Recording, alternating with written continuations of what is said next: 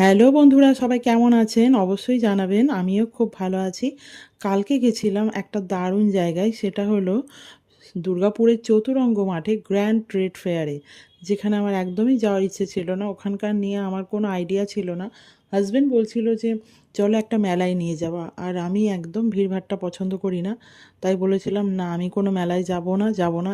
অনেক দিন ধরেই বলছিল, মানে 2-3 দিন ধরে। তো সে জোর করে নিয়েই গেল কালকে। ছেলেকে টিউশনে দিয়ে আমরা দুজন গেছিলাম।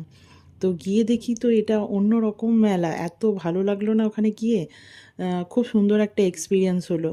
মানে শুধু আমাদের দুর্গাপুরের নয়, শুধু আমাদের দেশের নয়, আমাদের দেশের বাইরে বিভিন্ন দেশ থেকে সবাই এসছিলেন নিজেদের বিজনেসটাকে বাড়ানোর জন্য, এখানে সেল করতে। তাদের ওখানকার বিভিন্ন স্পেশাল সব প্রোডাক্ট, খাবার দাবার সব সেল করতে এসেছিলো। এই দেখুন, আমি দাঁড়িয়ে আছি এখন আফগানিস্তানের একজন, মানে একটা শপে।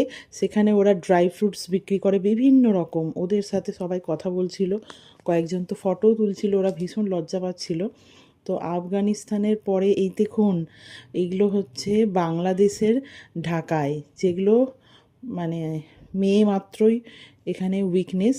এখানে গিয়ে দাঁড়িয়ে পড়লাম, এত সুন্দর কালেকশান এদের, কি বলবো। ভীষণ রিজনেবল প্রাইস থেকেই ছিল, আপ টু প্রচুর অনেক দামিও ছিল। ভীষণ সুন্দর কালেকশন, দেখে তো চোখ ধাঁধিয়ে যাচ্ছিল। আর মেয়েরা এখানে গেলে কিছু না নিয়ে ফিরতেই পারবে না, এত সুন্দর কালেকশন।